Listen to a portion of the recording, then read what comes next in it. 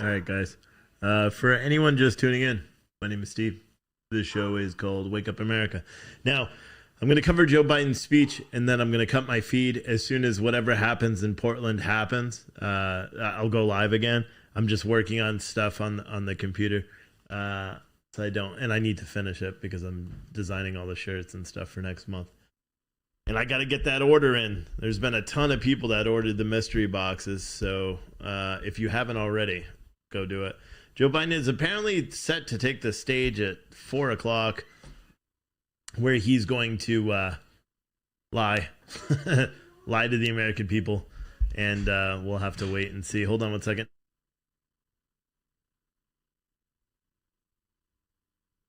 All right, and sorry, I was yelling at the kids to close the door.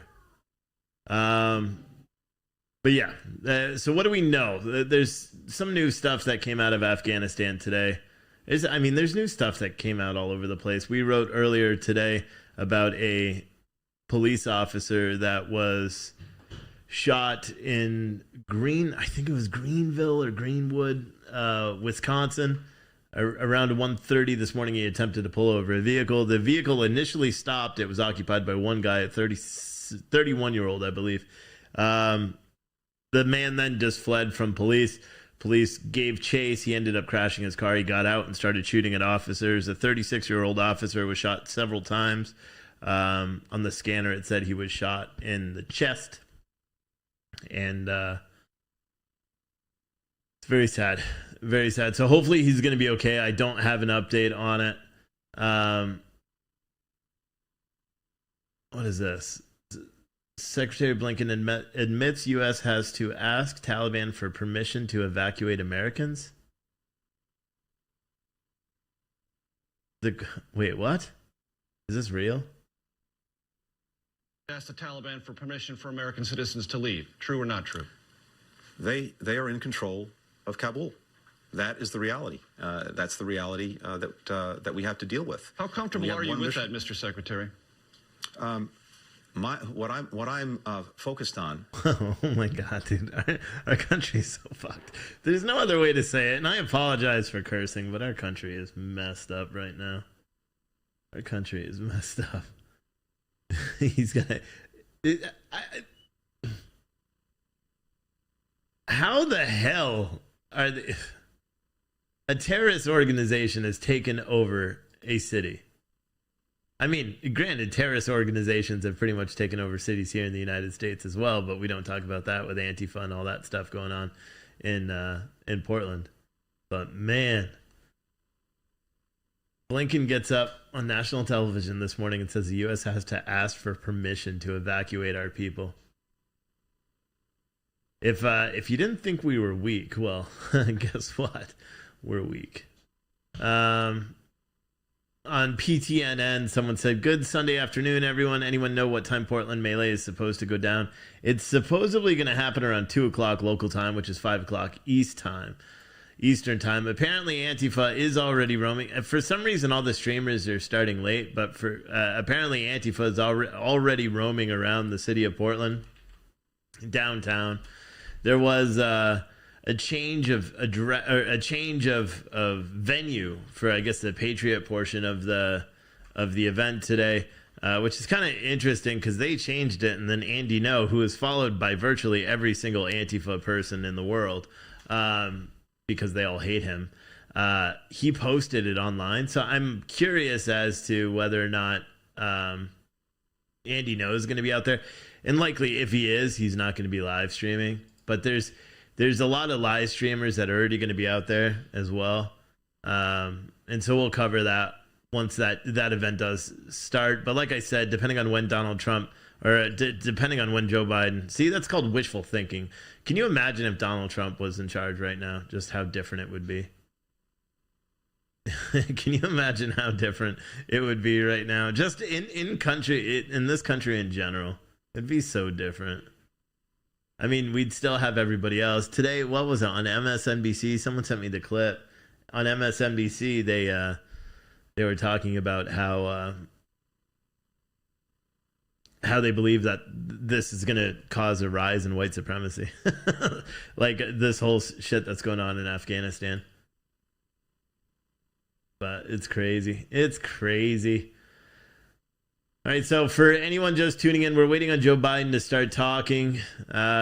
Couple of the stories, a couple of the things that are big right now. Afghanistan is still going nutty. Portland PD, or the Portland Police Bureau, just tweeted out, these events remain of high concern and committed resources remain the same. PPB will be monitoring both events. All right, so for anyone that doesn't understand, Portland is going to explode tonight, and we're going to cover it for you, and it's going to be an all-night thing, my guess. But Portland is going to completely explode. You have a Patriot gathering that is set to take place last year, exactly a year ago today. Portland Antifa and these Patriots faced off and literally beat the crap out of each other for hours. That's going to happen today around 5 o'clock Eastern time, so another hour. Joe Biden is apparently going to take the stage any minute now, where he's just going to run his mouth about everything he's doing for the hurricane and run his mouth about what he's doing in Afghanistan. And we already know he's not doing crap in Afghanistan. But, I mean, what do you do? What do we do? We're all kind of just waiting for someone to make sense of stuff. But in 5 o'clock, Portland's going to explode. There's going to be violence, and maybe, just maybe, it won't happen. I doubt it. It's still going to happen. They're already there. One of the two events anticipated at Waterfront Park this afternoon has been moved by the organizers to the Argray Terrace neighborhood. It is not expected to be downtown. PPB will be monitoring activities at Waterfront Park. That's where apparently Antifa is going at Waterfront Park. There was three main events. So I think there was a prayer worship yesterday in Waterfront Park. So maybe that's still going on. And then you have this freedom rally, which I'm not sure if it's PBs or whatever. And then you have Antifa doing whatever the hell they do, whatever rock they climbed out of for the night.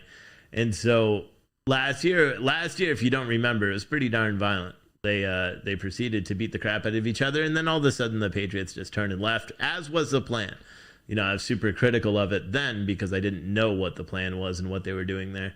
And I had spoke to some of those organizers there, and we didn't really I don't think that everything was communicated how it needs to. I mean, the media is going pretty. See, I'm switching focus here. For anyone that doesn't know, I started working immediately this morning.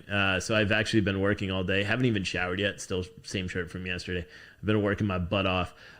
If you've been watching on our live stream, because tomorrow we're launching 24/7 on YouTube as well, but it's not going to be on Wake Up America podcast channel. It's going to be on the Citizen Stringer TV channel, which used to be PT Rant and Raves. But we're going to be launching 24 hours there. We're not sure if we're going to leave the chat open. We may try. But the problem with that is we're responsible for those comments, and that likely will get us banned depending on what people are writing in there. So the chat may not be open, but we'll be running 24-hour programming. We have some new stuff that's starting tomorrow.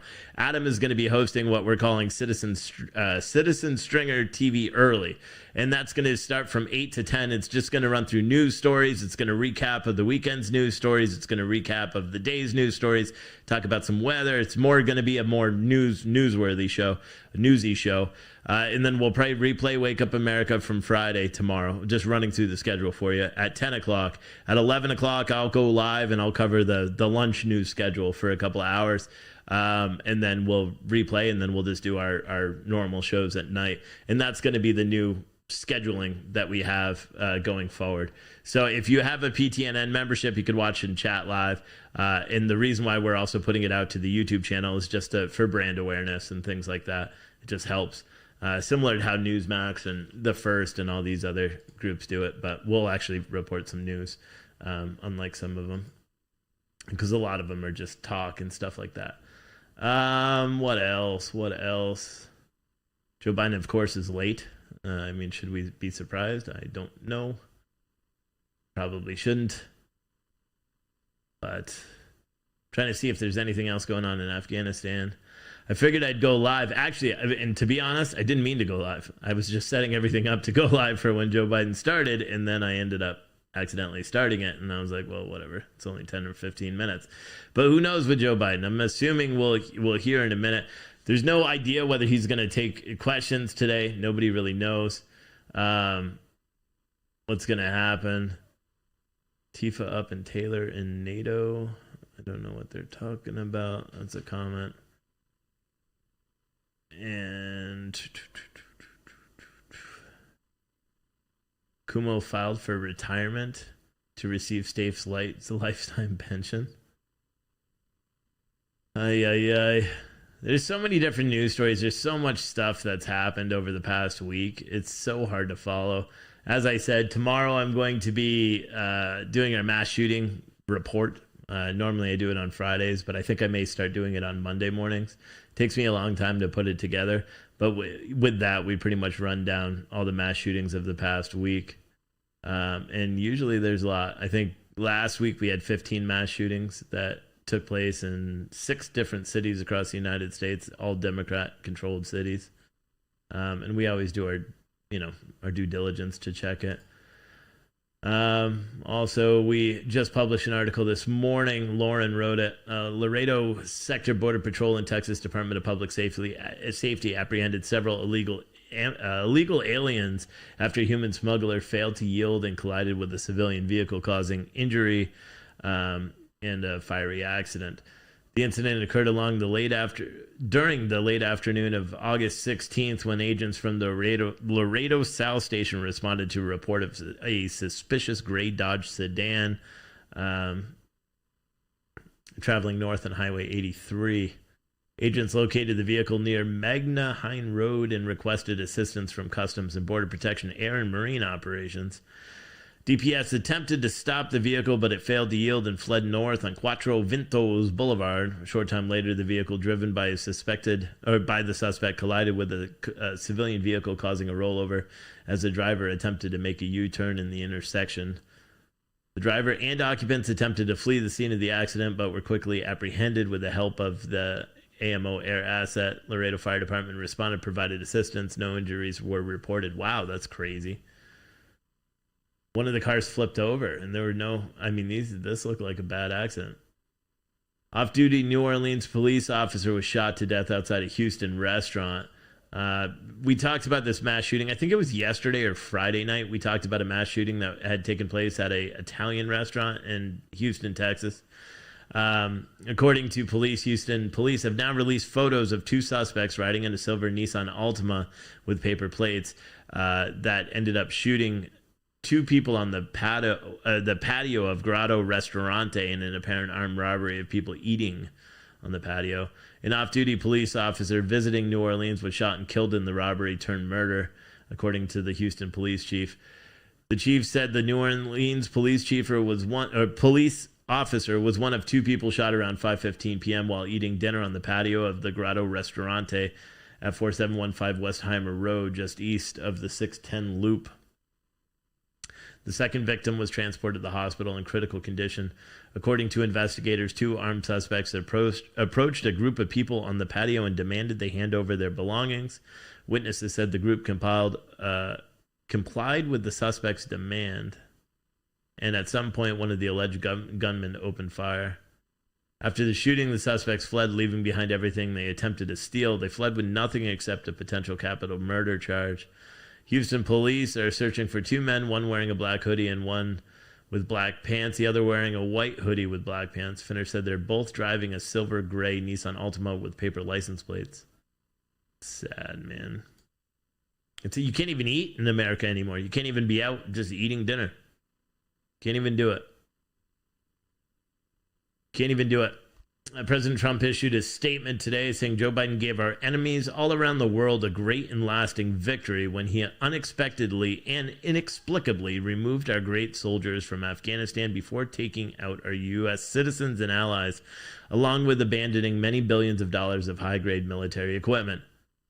Leaving our military till the end was such a simple decision that everyone with intelligence and common sense could have made, but he called it wrong and instantly created perhaps the greatest embarrassment for our country in its history, and it's far from over. I wish I could say he was wrong, but we all know he's not.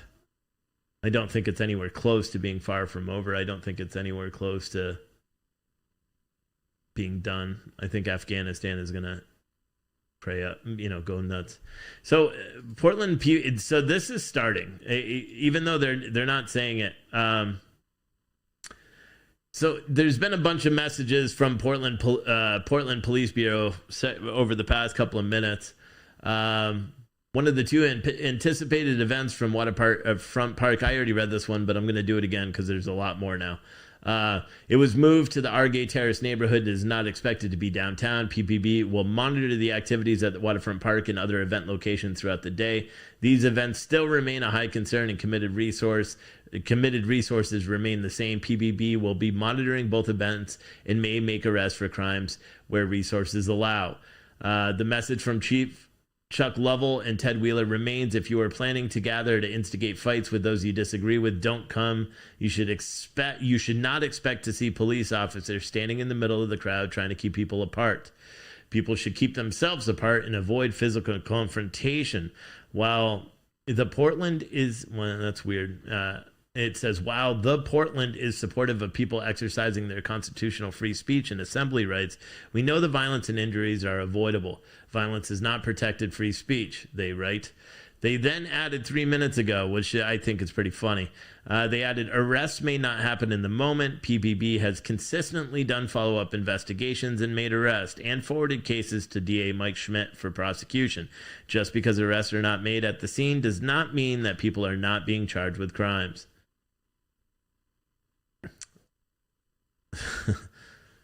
It's gonna go nuts, man. I think it's gonna go nuts.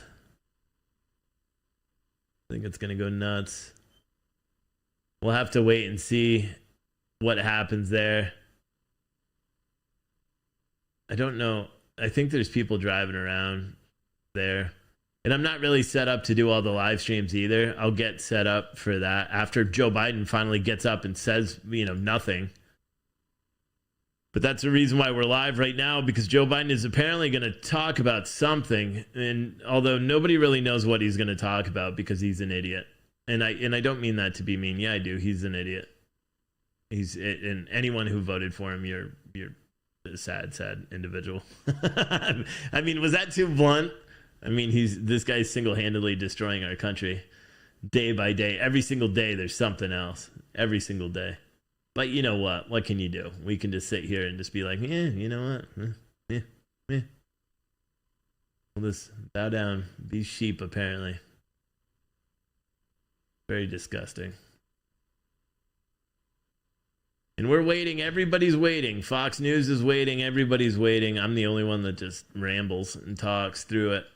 So, like I said, we're just waiting right now for him to talk. Didn't even realize that this was still up. But it doesn't matter. I'll put this one up because this is a playlist. And let me pause that because we're not playing out right now. So yeah, just a couple of reminders that are going on. If you have a membership to Citizen Stringer or PTNN, or you have to have a membership to watch the live streams, or you could just watch on YouTube.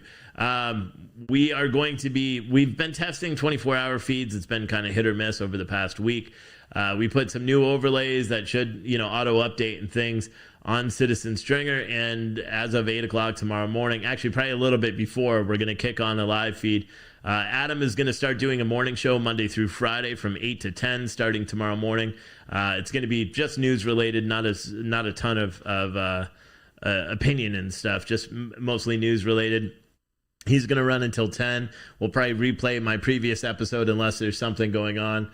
During the day, we'll replay a Wake Up America episode. And then at 11 o'clock, I will jump between 11 and 12, depending on what the congressional schedules look like. We'll jump on for our midday news show, and where we'll keep you up to date and everything that's going on across the United States.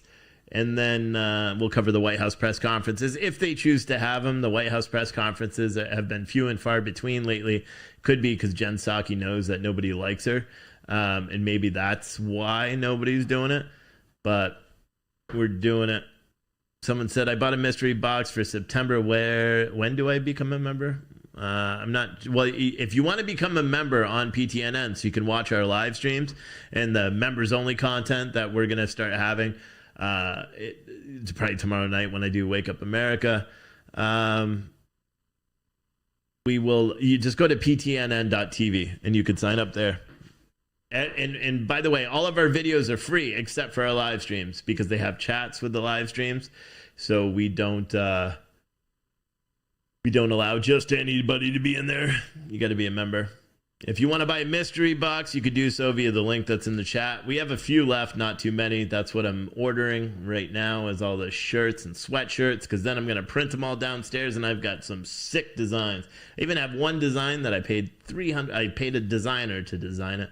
It's a Second Amendment shirt, but it's sick and it's custom. So we'll have that going on this weekend. Everyone's going to have a hoodie. I underestimated the cost of those hoodies, but you know what? Follow through with what I say. And one person, one of the mystery box viewers or buyers, is going to win a 55-inch flat screen TV with a lifetime membership to Citizen Stringer. So, Biden got class.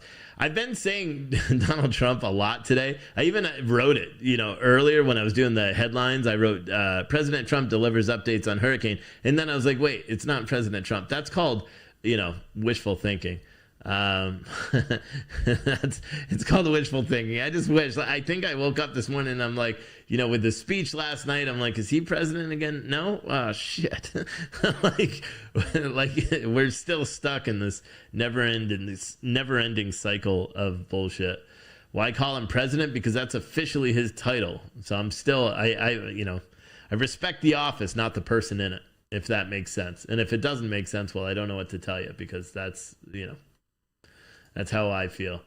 I respect the office, not the person in it. Especially in this case. That's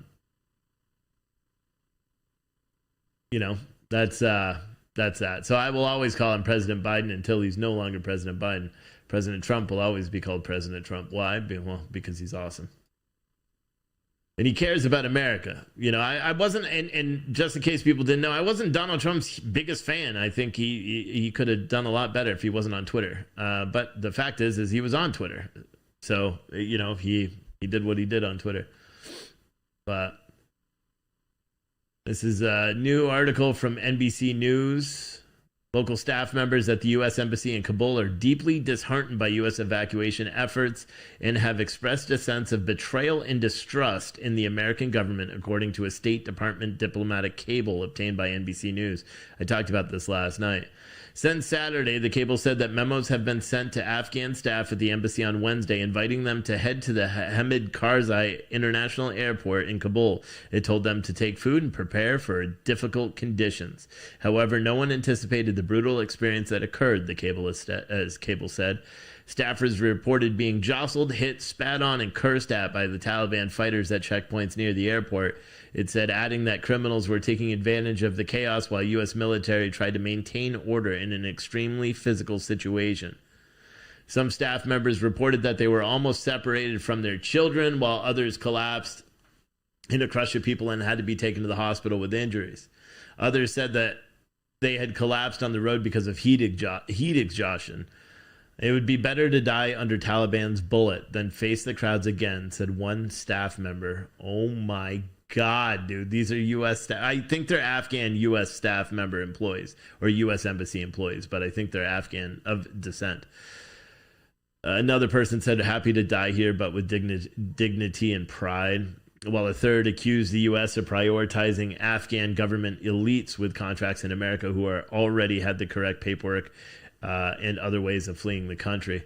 One local embassy staff member reported that his family home had been tagged with spray paint, a tactic the Taliban had used in the past to identify a home's occupants for further questioning. The cable said, adding that the family had been forced to flee their home but was unable to get to the airport. Others shared concerns about conditions at Qatar, where many refugees have flown before making their way to other locations. The U.S. began evacuating citizens, diplomatic staff, and Afghans who aided its mission in the country last week before the Taliban seized control of much of Afghanistan before finally walking into Kabul Sunday without firing a single shot.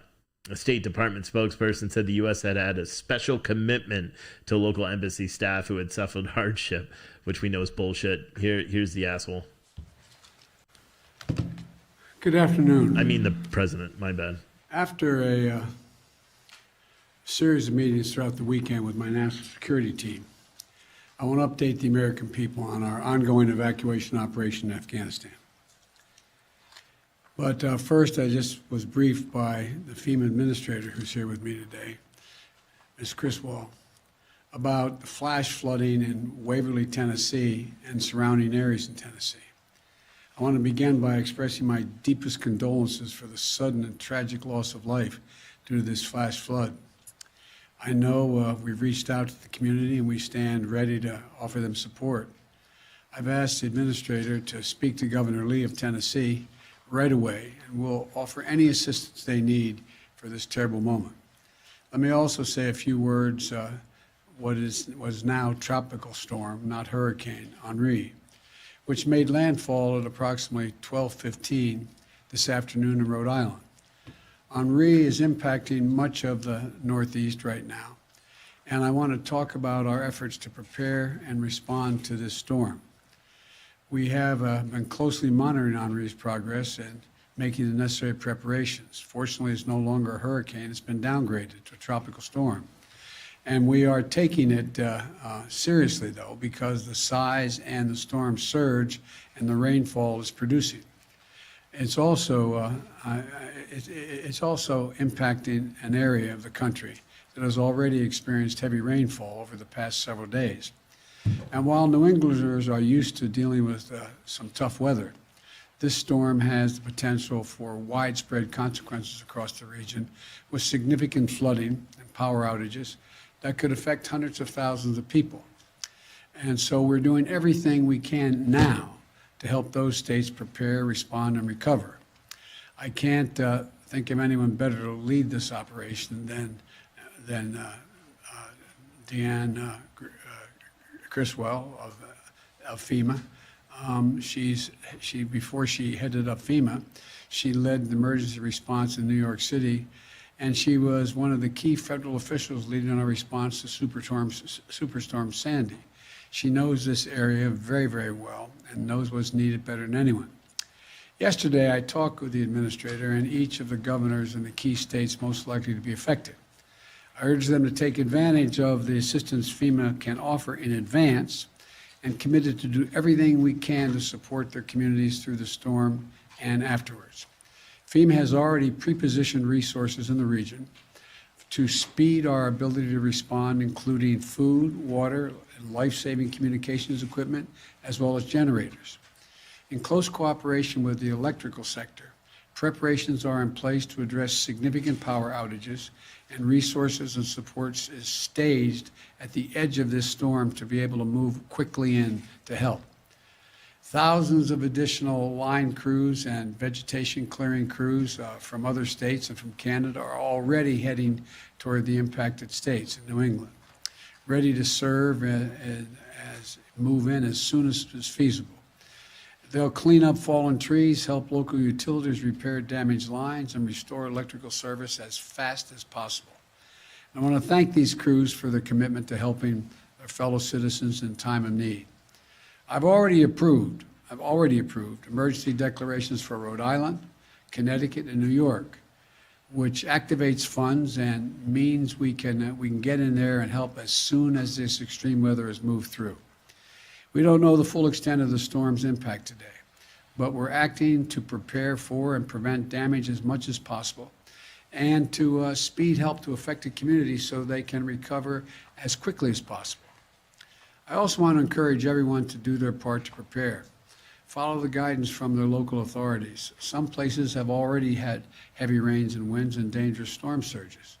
Henri is going to continue to move across much of the Northeast, so it's important to monitor it closely and be prepared in your home, in your community. Make sure you have the supplies for your entire household, including necessary medications and food, water, battery-powered radios in case of extended power outages. And don't forget that you may need to seek shelter while you're battling the Delta variant and COVID-19. So wear a mask and try to observe social distancing. And to everyone across the country, don't get caught by the next storm. Get vaccinated. Get vaccinated now. Protect yourself and your family against COVID-19. He's so stupid. It's going to be a vital part of emergency preparedness this year, for the remainder of this year. Now let me turn to Afghanistan. I've continued to make progress since I've spoke to you on Friday. No, he hasn't. We have moved thousands of people each day via Only U.S. 2,500 military Americans. aircraft and civilian charter flights. In a little over 30 hours this weekend, we've evacuated an extraordinary number of people, as I will detail in a minute, about 11,000 individuals. That number will change day to day as the air and ground operations in Kabul vary. Our first priority in Kabul is getting American citizens out of the country as quickly and as safely as possible. At my direction, the State Department continues to reach out to the remaining Americans we have identified by phone, email, and other means to ascertain their whereabouts and their plans. We're executing a plan to move groups of these Americans to safety and to safely and effectively move them to the airport compound. For security reasons, I'm not going to go into the detail of what these plans entail, but I will say again today that I have said before, any American who wants to get home will get home. We've also been evacuating the citizens of our NATO allies and our partners, including their diplomats, their embassy staff, who remain in Afghanistan, and to get them back to their homes as well. And as we do this, we're also working to move our Afghan allies who stood with us side by side and other vulnerable Afghans, such as women leaders and journalists, out of the country. As of this morning, we have evacuated nearly 28,000 people since August the 14th on both U.S. and coalition aircraft, including civilian charters, bringing the total number of people we've evacuated since July to approximately 33,000 persons.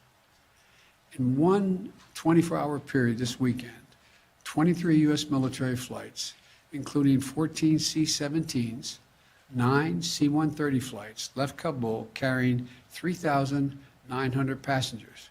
We see no reason why this tempo will not be kept up. During the same period, our military facilitated another 35 charter flights, carrying an additional 4,000 evacuees to other countries that are taking them out.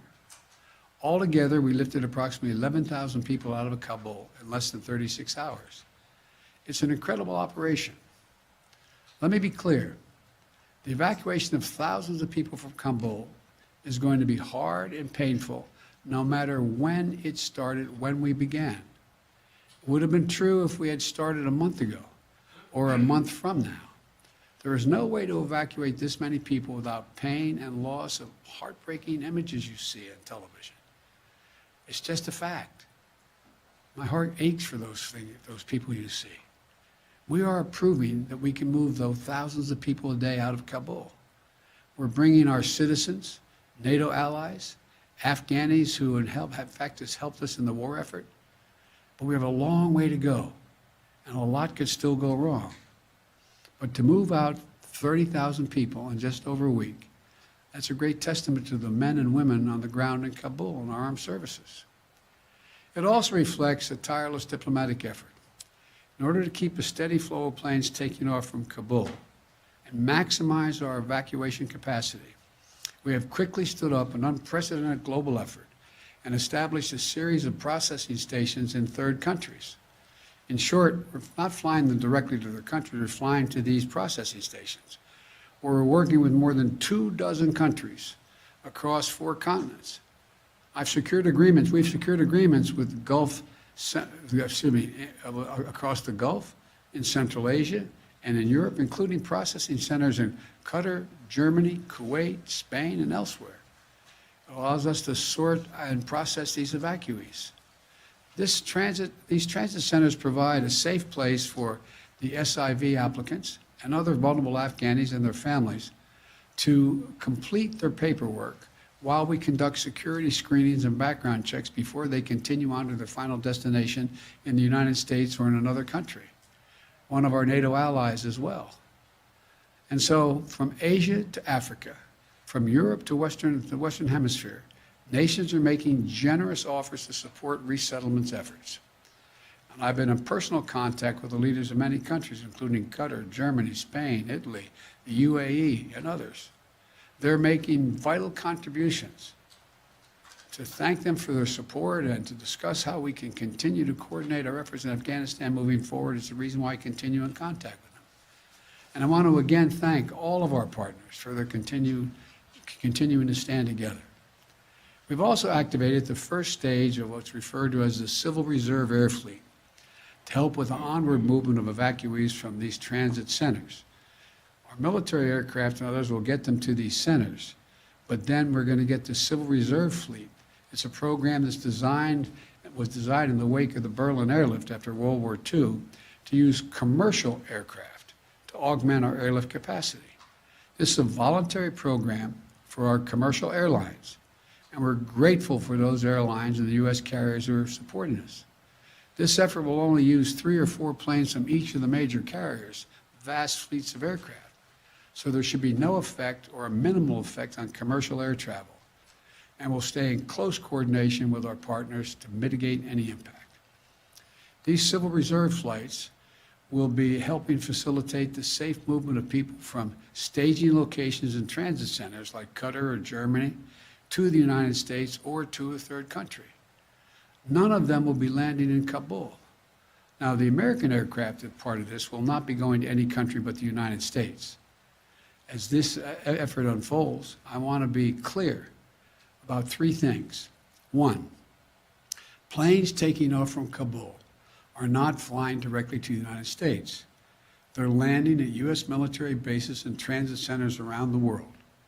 Number 2, at these sites where they're landing, we are conducting thorough scrutiny, security screening for everyone who is not a U.S. citizen or a lawful permanent resident. Anyone arriving in the United States will have undergone a background check. Number 3, once screened and cleared, we will welcome these Afghans who helped us in the war effort over the last 20 years to their new home in the United States of America, because that's who we are. That's what America is. You know, I've been touched by the outpouring of support that we've seen from communities, organizations across America mobilizing to support these efforts. So many of these Afghans stood bravely by U.S. troops in Afghanistan.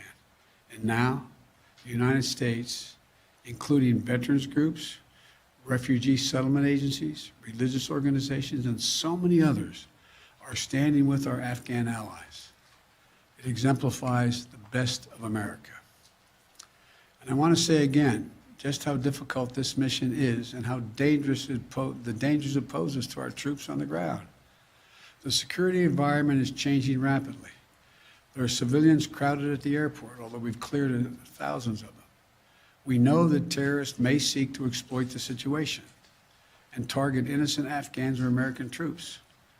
They're maintaining constant vigilance. We're maintaining the constant vigilance to monitor and disrupt threats from any source, including the likely source being ISIS-K, the Afghan affiliate referred to as ISIS-K. But we're under no illusions about the threat.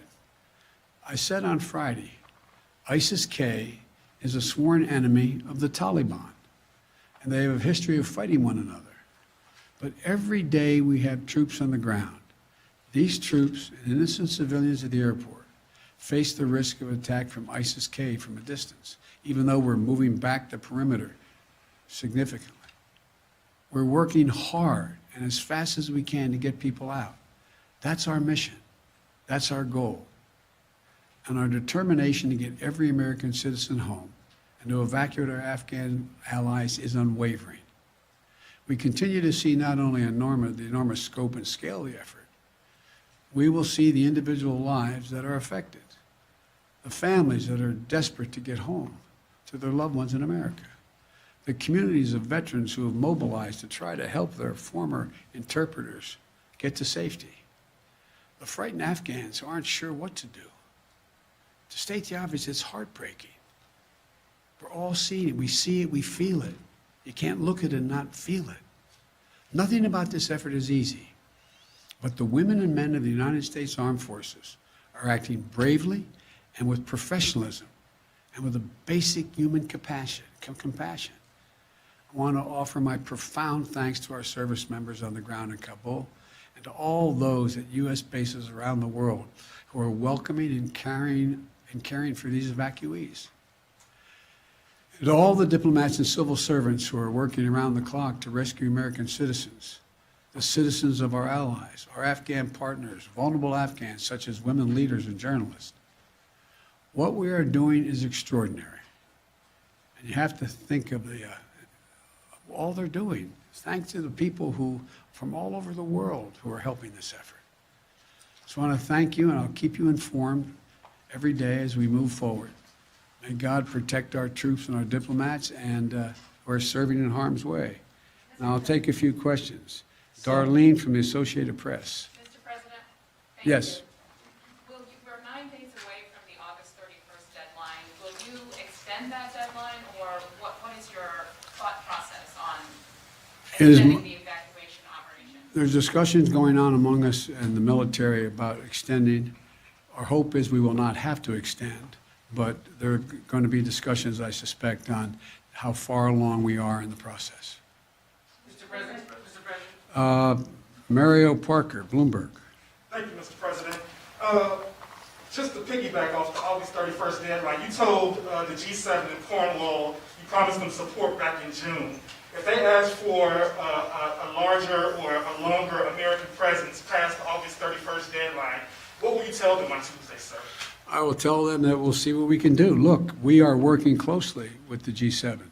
I've spoken with most of the leaders of G7. I'll be doing a conference with them, I think Tuesday, I'm not certain. And we'll have that discussion. But we already have helped get out diplomats from other countries. We've already helped get out citizens from other countries, and we'll continue to do that. And Mr. President, it sounded like you've extended operations into Kabul outside of the airport. Is that correct? What I'm not going to do is talk about the tactical changes we're making to make sure we maintain as much security as we can.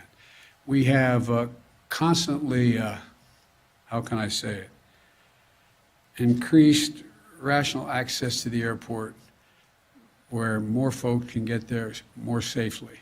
It's still a dangerous operation, but I don't want to go into the detail of how we're doing that. Mr. President. Andrew from the Wall Street Journal. Thanks, Mr. President. Our reporting on the ground shows that Afghans with the proper paperwork are still having trouble getting to the airport. Some said they feel abandoned by the U.S. U.S. Embassy staff some U.S. Embassy staff that are Afghan haven't been able to make it into the airport as well. Why isn't the U.S. doing more to allow Afghans into the airport, to ensure access to the airport? And are you still opposed to setting up an extended perimeter around the airport to help ease that access?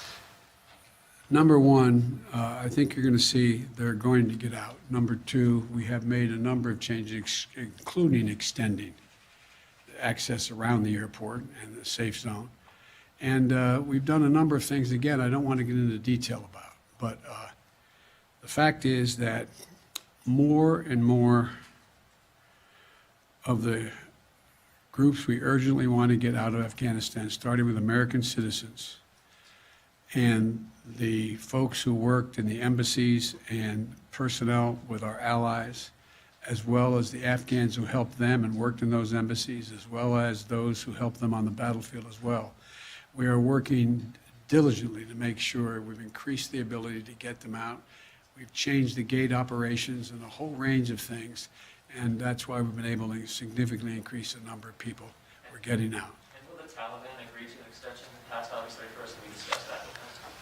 We've discussed a lot with the Taliban. They've been cooperative in extending some of the perimeter. That remains to be seen whether we ask that question. Ed, fire away. I don't want you jumping over that. Following up on Andrew's question, because the United States is now negotiating with the Taliban over airport access and such, do you now trust them? And then a question on the public response. A new poll out today shows Americans wanted to withdraw from Afghanistan, but they disapprove of the way you've handled it. Poll also found that, based in part on what's transpired in the last week, the majority of Americans, forgive me, I'm just the messenger, no longer consider you to be competent, focused, or effective at the job. I haven't seen that poll. It's out there from CBS this morning. What would you say to those Americans who no longer believe that you Look, can do the job? I had a basic decision to make. I either withdraw America from a 20-year war that, depending on whose analysis you accept, cost us $150 million a day for 20 years or $300 million a day for 20 years, I carry this card with me every day, and who, in fact, where we lost 2,448 Americans dead and 20,722 wounded. Either increase the number of forces we keep there and keep that going, or I end the war. And I decided to end the war. As I said the other day, the only reason we're in Afghanistan is this is the place from which bin Laden attacked the United States of America. Had this been in another Middle Eastern country where he could have easily moved from, we would have never gone to Afghanistan. So the question is, when is the right time to leave? What are our national interests? Where do they lie? And the idea that we are in a situation where we can not recognize that terrorism has metastasized around the world, and the need for us to focus on other parts of the world which create an even greater danger of an al-Qaeda-like operation beginning, can't be ignored. And we are, as you well know, because you follow this, we are a number of places where we're doing that without permanent basing American forces there. So I think when this is over, the American people have a clear understanding of what I did, why we did it, but look, that's the job. My job is to make judgments. My job is to make judgments no one else can or will make. I made them. I'm convinced I'm absolutely correct in not deciding to send more young women and men to war for a war that, in fact, is no longer warranted. On the question of the Taliban, though, do you trust them now? Do you have to negotiate? I don't trust anybody, including you. I love you. But, there's not a lot of people I trust. Look, the Taliban has Taliban has to make a fundamental decision. Is the Taliban going to attempt to be able to unite and provide for the well-being of the people of Afghanistan, which no one group has ever done since before, dealing for hundreds of years? And if it does, it's going to need everything from additional help in terms of economic assistance, trade, and a whole range of things. The Taliban has said, we'll see whether they mean it or not. They're seeking legitimacy. They're seeking legitimacy to determine whether or not they will be recognized by other countries. They have told other countries as well as us they don't want us to move our diplomatic presence completely. So all this is all just talk now. All just talk now. And so far, the Taliban has not taken action against U.S. forces. So far, they have, by and large, followed through on what they said in terms of allowing Americans to pass through and the like. And I'm sure they don't control all of their forces. It's a ragtag force. And so we'll see. We'll see whether or not what they say turns out to be true. But the bottom line is this, folks. Look, at the end of the day, if we didn't leave Afghanistan now, when do we leave? Another 10 years? Another 5 years? Another year? I'm not about to send your son or your daughter to fight in Afghanistan. I don't see where that is in our overwhelming interest. And the talk about how our interests are going to be impacted, let me tell you, you're sitting in Beijing or you're sitting in Moscow. Are you happy we left? They'd love nothing better for us to continue to be bogged down there, totally occupied with what's going on. So the idea, I think that history is going to record, this was the logical, rational, and right decision to make. So thank you all so very much. Thank you. Sanctions against the Taliban, the British are calling for sanctions. They're going to discuss sanctions on Tuesday. Would you support sanctions against the Taliban under certain conditions? On Friday, you mentioned harsh conditions if they misbehave. The answer is yes. It depends on the conduct. Thank you. Mr. President, what about ISIS and the threat that Americans face now?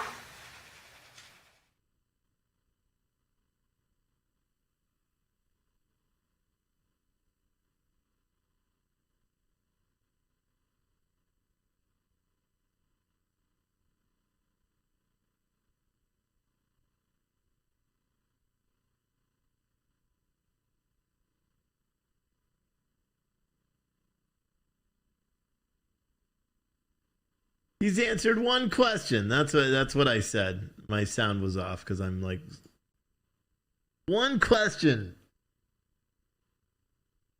Just the Associated Press. One question. How is this man the president of the United States? I just don't understand it. I just don't understand it at all. But somehow he is. Somehow he is the president of the United States.